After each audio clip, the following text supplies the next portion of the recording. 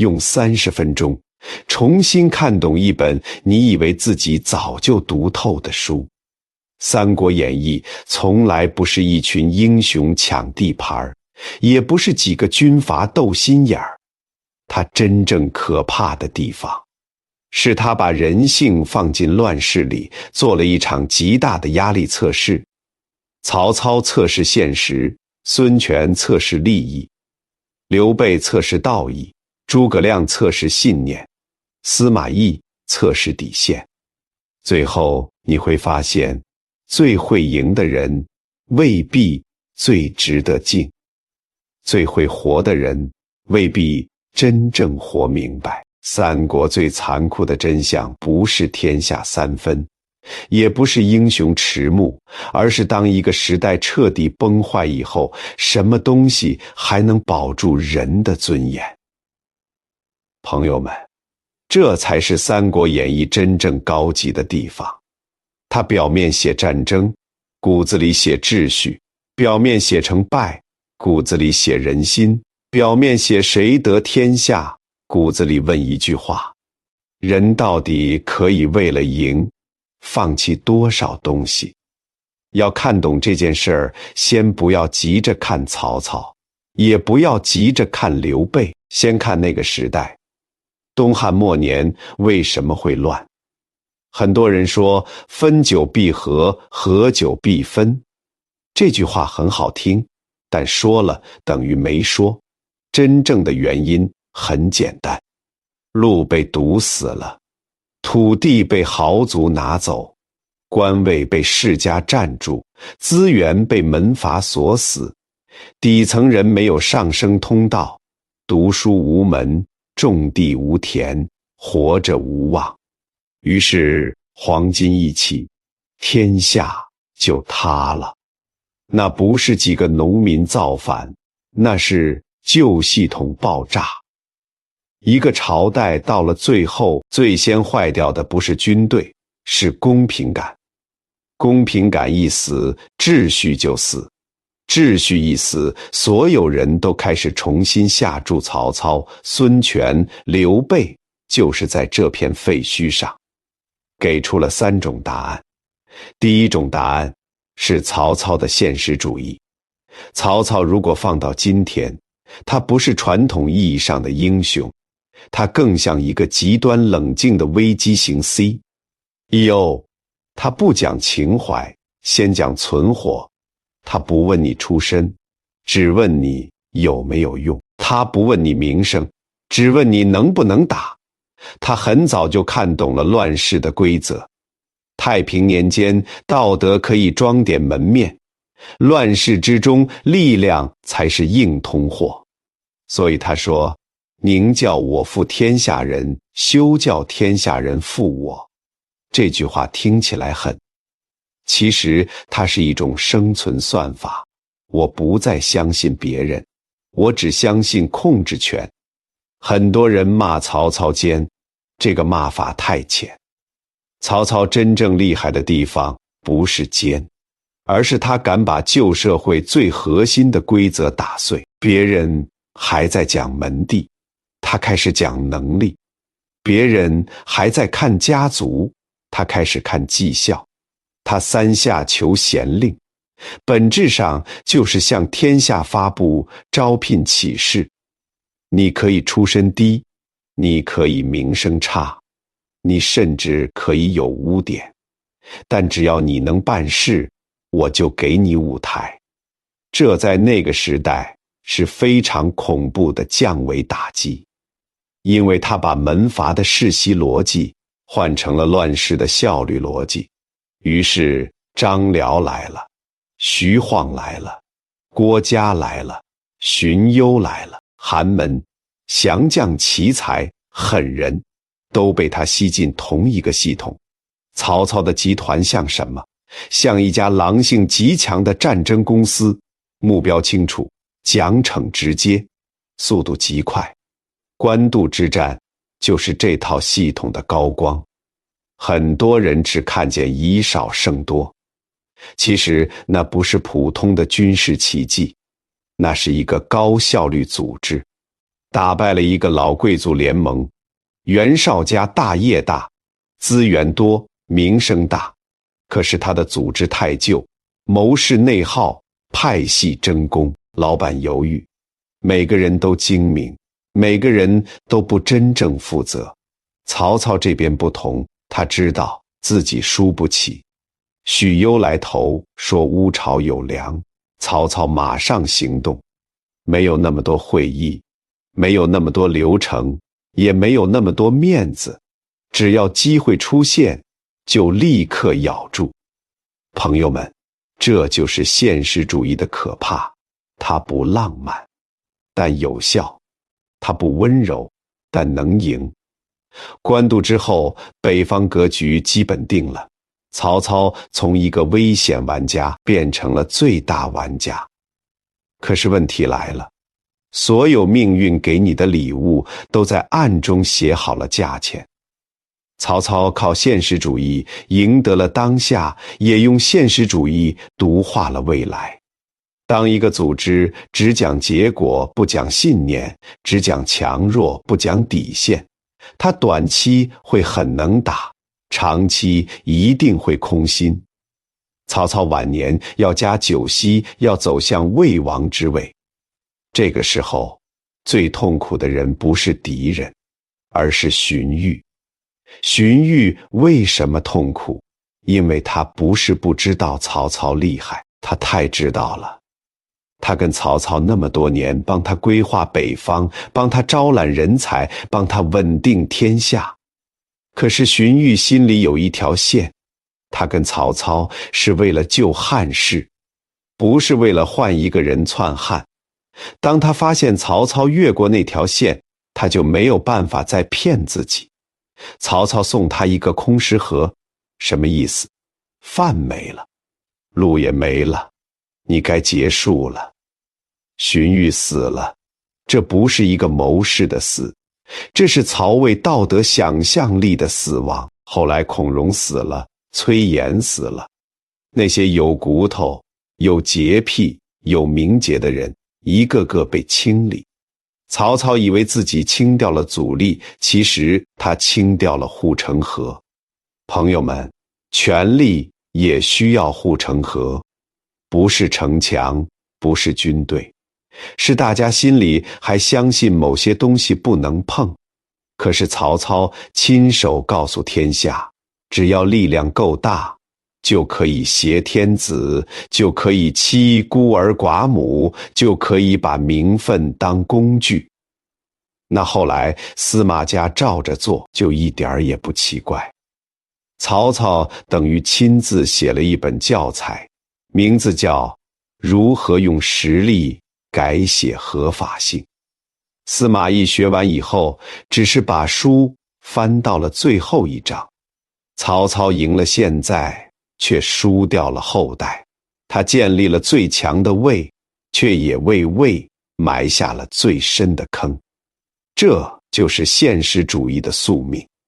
它能破局，也会反噬；它能帮你砍开旧时代，也会把你自己的根一起砍断。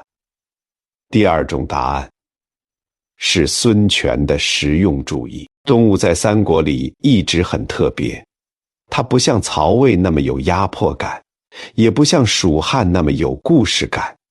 很多人觉得东吴存在感不够强，好像就是守着江东，偶尔出来捞一把。这个看法表面上对，其实没看透。东吴不是一个单纯的国家，它更像一家地方豪族联合持股的公司。孙家不是绝对老板，孙家只是董事长，真正的股东是江东本地那些世家大族，顾、陆、朱、张这些家族才是底层结构。孙权要做事，不能只看自己愿不愿意，他要看股东答不答应。懂了这个，你就懂了东吴所有奇怪的操作。东吴的价值观很简单，少谈理想，多算账，少讲天下，多看江东。什么事都要看投入产出比，值得就做，不值得，就拖；危险太大，就投降；利益足够，就背刺。赤壁之战就是东吴价值系统的第一次极限考验。曹操南下，声势巨大，江东一片震动。张昭这些文臣为什么主张投降？传统故事里，他们像软骨头，可是从利益逻辑看，他们一点都不傻。他们算得很清楚，打曹操风险极高，赢了也要死人，输了家底全没。投降呢，换个老板而已。曹操要治理江东，照样离不开本地世家，土地还在，庄园还在，佃户还在，身份还在。对他们来说，国家可以换，家族不能亏。这就叫精致的实用主义。他不一定愚蠢，甚至很聪明，但聪明得太冷，聪明到没有热血，聪明到只剩自己的账本。这个时候，孙权不能降，因为张昭可以换老板。孙权不行，张昭投降还是江东名士，孙权投降就什么都不是。所以孙权必须压住股东。他拔剑砍案，说再言将者如此案。这一剑不只是砍给曹操看，更是砍给江东世家看。他在告诉所有人，别再算小账了，现在我们是一条船。周瑜的出现则给了孙权真正的执行力。赤壁一把火烧掉了曹操南下的野心，也烧出了东吴最高光的一刻。那一刻，东吴很美，少年君主，英俊统帅，长江大火，强敌败退，谈笑间，强虏灰飞烟灭。可是朋友们，高光不是结局，高光只是价值系统最漂亮的一次表演。赤壁之后，东吴的问题没有消失，反而越来越明显。他能守江东，却很难争天下。为什么？不是东吴没有人才，也不是东吴没有兵，问题在心不齐。江东世家愿意打防御战，因为那是在保护自己的田产、自己的宗族、自己的利益。他们愿意在长江边拼命，因为曹操过江，他们的家底就危险。可是北伐呢？打合肥呢？打中原呢？那对他们有什么好处？打赢了，孙权威望大增；打输了，自己损兵折将，粮草、兵丁、钱财都要本地家族出。你看，账本一翻，热血就凉了。于是东吴的军队在水上很强，守土很硬，可一旦过江进攻，就总差一口气，因为它缺少一个更大的共同信念。一个组织如果只靠利益绑定，就会很稳定，但很难伟大。它可以活很久，却很难燃烧。白衣渡江就是东吴实用主义走向黑暗的标志。关羽水淹七军，威震华夏。曹操一度想迁都，按理说孙刘联盟应当趁势合击，南北夹攻，才有机会动摇曹魏。可是孙权和吕蒙算了一笔账，关羽太强，刘备会更强。荆州就在旁边，机会又难得，不抢白不抢。于是吕蒙穿白衣，装商人，偷渡长江。战术上漂亮，短期看赚大了。东吴拿下荆州，关羽败走麦城。可是从大历史看，这一刀太短视，他砍下的不只是关羽的头，他也砍断了南方联盟最后的信任。此后蜀吴互相消耗，北方曹魏坐收渔利，东吴为一块荆州赔掉了天下的可能。朋友们，这就是小聪明和大格局的区别。小聪明看眼前，大格局看终局。小聪明每一步都不吃亏，最后却把整盘棋下死。孙权晚年为什么那么难看？二公之争，逼死陆逊，猜忌功臣，残害骨肉。因为他终于发现自己这个董事长被股东架住了，他想夺回控制权。可是这个系统从一开始就不是靠信念建立的，它靠利益。利益能聚人，也能散人；利益能让人暂时合作，也能让人随时背叛。东吴熬过了曹魏，熬过了蜀汉，最后西晋大军一来，很多江东世家又很熟练地选择了投降。历史就是这么讽刺。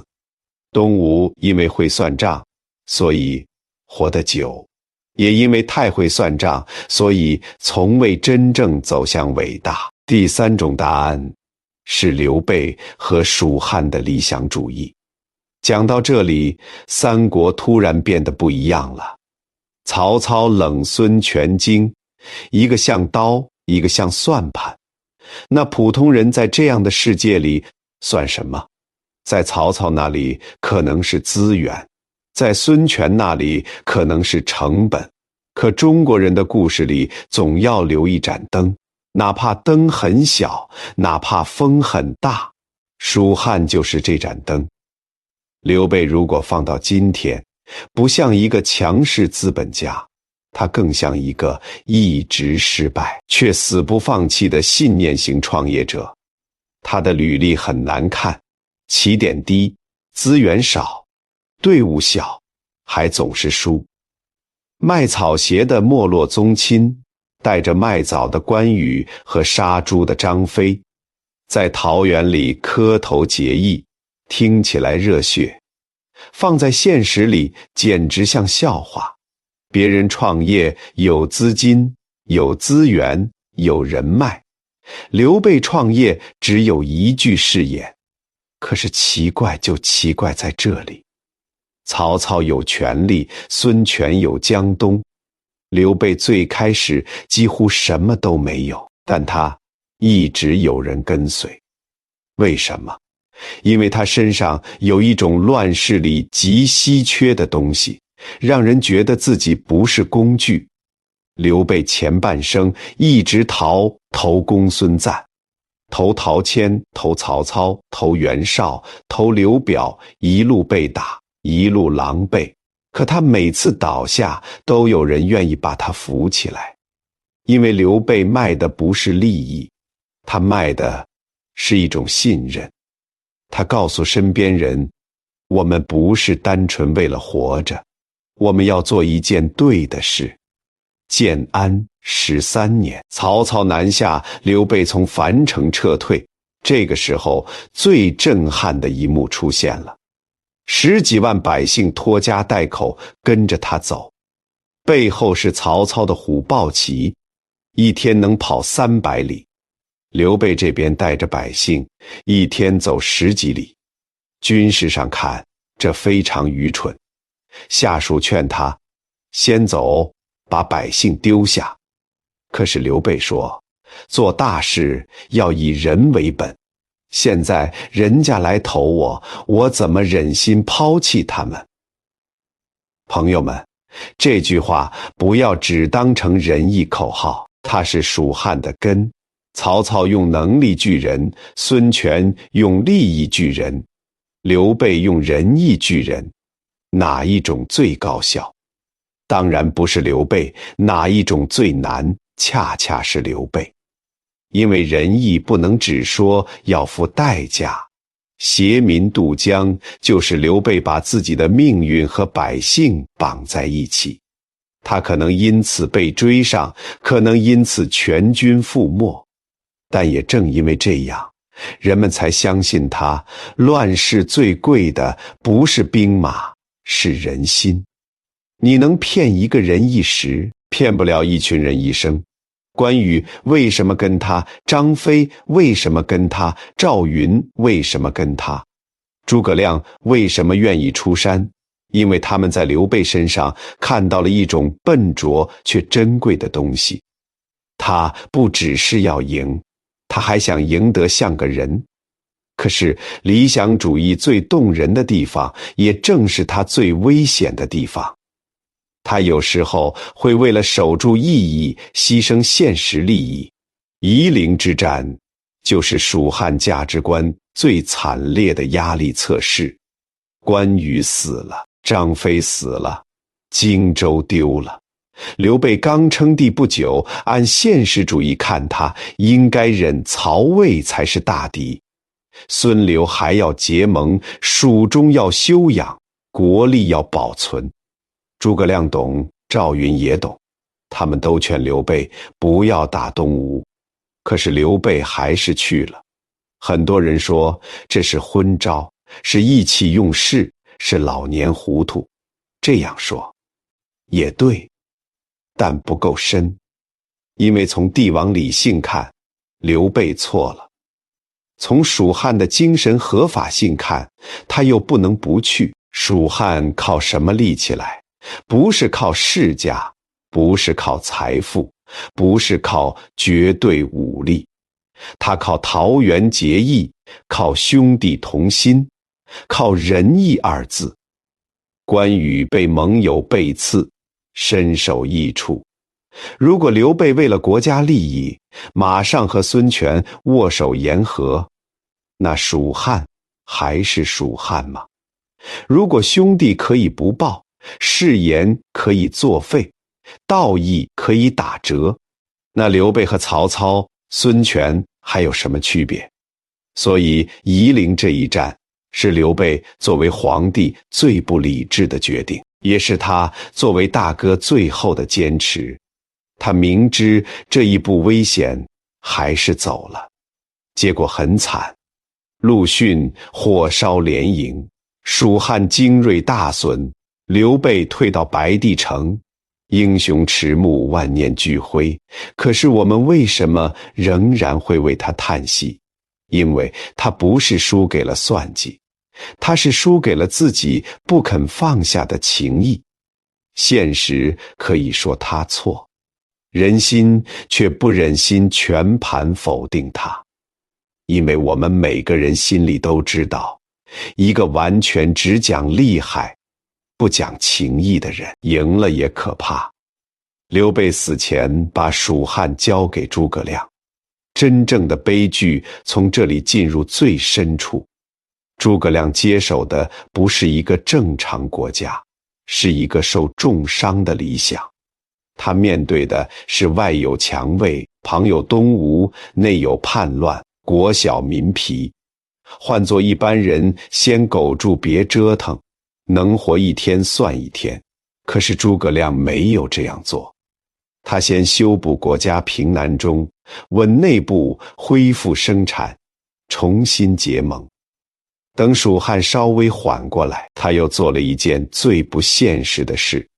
北伐。很多人问，诸葛亮为什么非要北伐？蜀国那么小，魏国那么大，留在成都好好治理不行吗？朋友们，这就是没有看懂诸葛亮。诸葛亮不是不知道差距，恰恰相反，他比谁都知道。他知道蜀弱魏强，知道粮道艰难，知道人才不足，知道长期消耗对蜀汉不利。也正因为他知道，所以他必须主动出击。弱者如果只求安稳，最后一定被强者慢慢吞掉。偏安不是安全，偏安只是慢性死亡。更重要的是，诸葛亮不是一个普通职业经理人，他是刘备理想的继承者。20多年前，南阳草庐里，刘备三顾茅庐，一个落魄皇叔，一个年轻隐士，一个说想兴复汉室，一个拿出隆中对。那不是一次面试，那是两个理想主义者互相认出彼此。后来刘备死了，关羽死了，张飞死了，老臣凋零，誓言变旧，天下变冷。所有人都可以劝诸葛亮算了，只有诸葛亮不能劝自己算了，因为他答应过中国人为什么2000年来记得《出师表》，不是因为他文采好，是因为它里面有一种极重的东西，叫受托，叫知己，叫士为知己者死。诸葛亮的北伐不只是军事行动，它是一场对承诺的执行。他明知道天命未必在蜀，明知道自己可能等不到胜利，还是一次次出祁山，一次次推着蜀汉向北。到了五丈原，悲剧达到顶点。对面是司马懿，司马懿很聪明，他不跟诸葛亮赌英雄气，他只赌时间。你急，我不急；你病，我拖你；你粮少，我耗你；你要理想，我要结果。诸葛亮看不懂吗？他看得太懂。他知道自己的身体快撑不住，知道魏蜀国力悬殊，知道司马懿不会轻易出战，知道历史的大势越来越冷，可是他仍然坐在4轮车上，望着北方。那一刻，他不是不知道不可为，他是知道不可为，仍然要为。朋友们，这就是中国式悲剧最高的地方，不是无知者无畏，而是清醒者仍然承担。诸葛亮一生最动人的地方，不是神机妙算，也不是借东风，更不是空城计。真正动人的是，他用一生证明，人在看清失败以后，仍然可以选择不背叛自己。秋风吹过五丈原，七星灯灭了，蜀汉最后的光也暗了。可是故事还没结束，因为三国真正的反讽正在最后出现。曹操有现实主义，孙权有实用主义，刘备有理想主义，诸葛亮有承担精神。无论你喜欢谁，你都必须承认，他们至少还有追求。曹操想重建秩序，孙权想保住江东，刘备想守住仁义，诸葛亮想兑现托付。可最后真正拿到天下的却是司马家。司马懿如果放在今天，不是普通的隐忍高手，他更像一个把所有道德成本都归零的终极玩家。他不问该不该，只问能不能；他不问羞不羞，只问赢不赢。曹操已经很狠，但曹操至少还要一点体面。他终身没有称帝，还留着汉相的外壳。司马懿不一样，司马家的逻辑更冷。你们讲名分，我利用名分；你们讲誓言，我利用誓言；你们讲体面，我利用你们的体面。高平陵之变就是这套虚无主义的集中爆发。公元249年，曹爽陪小皇帝去高平陵扫墓，司马懿在洛阳发动政变，控制京城。曹爽不是完全没有机会，他手里有皇帝，也有兵权。如果他号召地方秦王，结果未必注定。于是司马懿开始表演，他让老臣去劝，又对着洛水发誓，只要曹爽交出兵权，就保他富贵平安。古人看重誓言，尤其是对着山川河流发誓，那不是随口一说，那是拿天地作证。曹爽信了，因为他以为大家再斗也还是士卒，再狠也还有底线。结果他错了。曹爽一交权，司马懿立刻翻脸，杀曹爽，诛三族，大清洗，牵连无数。洛阳城的血直接把最后一点信任冲走。朋友们，高平陵之变为什么可怕？不是因为他死了多少人，乱世死人太多了。他真正可怕是他宣布了一个新规则：誓言不算数，信用不算数，体面不算数。只要能赢，一切都可以撕毁。以前的乱世至少还残留一些道义的影子，到了司马懿这里，连影子都不要了。曹操打破汉室名分，司马懿打破人与人之间最后的信任。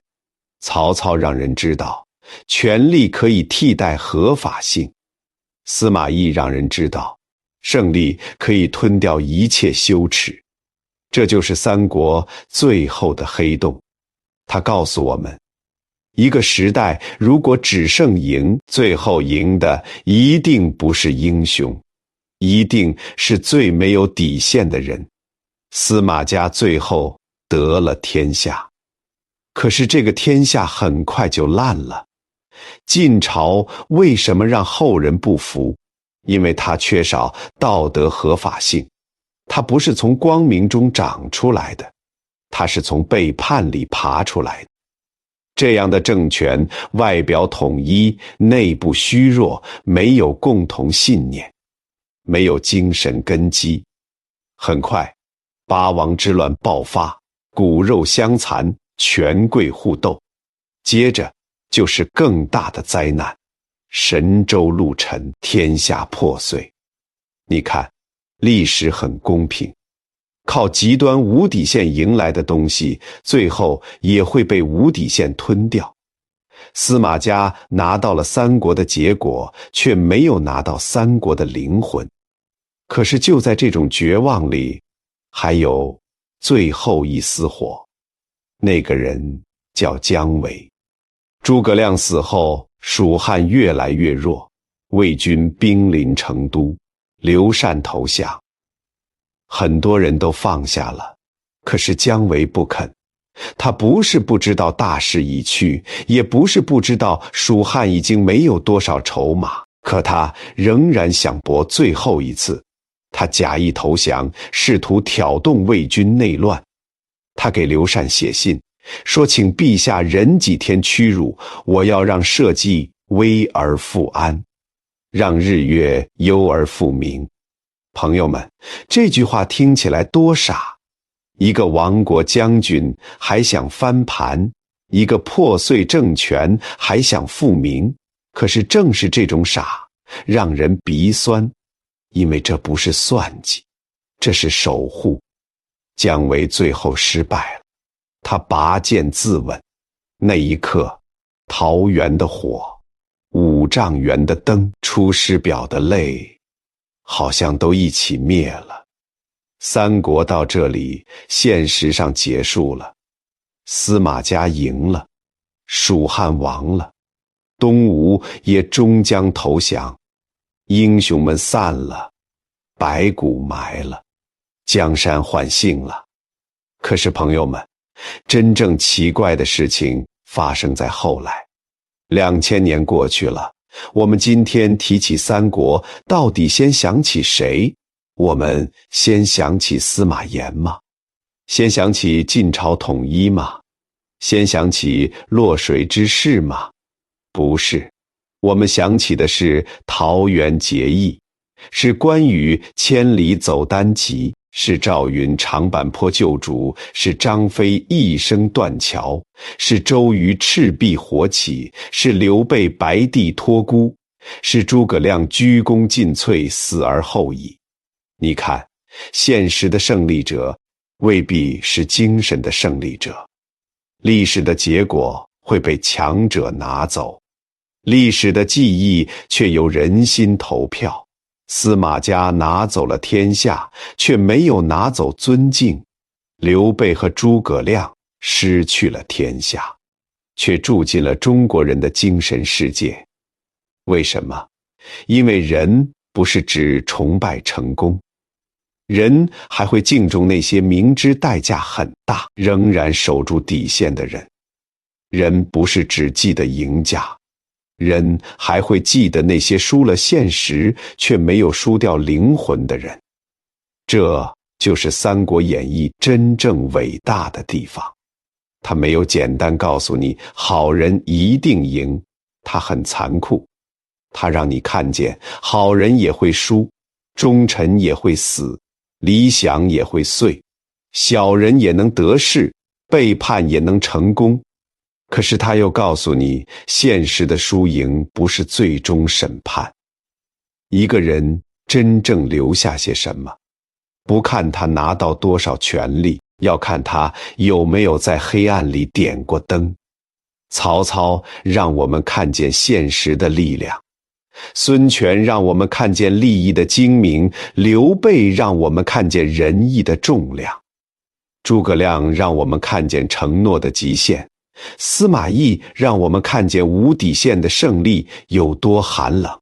三国的可怕不在刀光剑影，三国的可贵也不在帝王将相，它最深的地方是逼我们承认一个事实：世界常常不是由最善良的人获胜，也不是由最有理想的人掌权。可是文明之所以还没有彻底坍塌，就是因为总有人在失败中守义，在绝境中守信，在明知不可为的时候，仍然不肯把心里的灯吹灭。